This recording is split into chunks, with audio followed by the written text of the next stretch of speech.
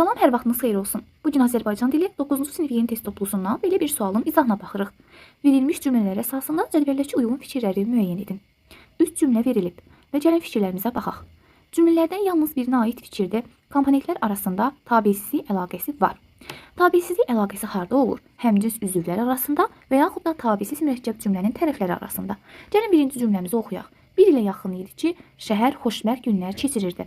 Diqqət edirik, bu tabeli mürəkkəb cümlədir. Tərəfləri tabeliyi bağlayıcısı ilə bağlanıb. Həmçinin burada həmcins üzv yoxdur. Onun üçün ikinci cümləmizə keçirik. Yəni birinci cümlə aid deyil. Oğlanın gözləri sevinclə parladı və o otaqdan çıxdı. Bu tabisiz mürəkkəb cümlədir və bilirik tabisiz mürəkkəb cümlənin tərəfləri arasında tabisizlik əlaqəsi var. Deməli ikinci cümləyə aiddir.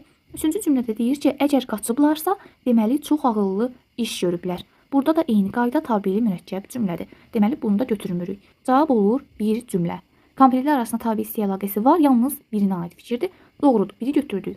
İkinci, bağlayıcı cümlənin tərkib hissələrinə əlaqələndirilmişdir. Birinci cümlədə bağlayıcımız ki idi.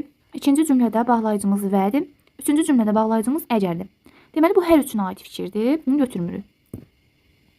Cümlələrdən yalnız ikisinə aid olan fikirdir. Cümlə əsas və aslı komponentlərdən ibarətdir. Burada tabeli mürəkkəb cümlə olub olmadığını nəzərdə tutur. Baxırıq tabeli mürəkkəb cümləmiz birinci cümlədir, bir də üçüncü cümlədir. Deməli ikisinə aid fikirdir və üçü götürdük. Dördüncüyə diqqət edirik. Deyir ki, budaq cümlə baş cümlədən əvvəl işlənib.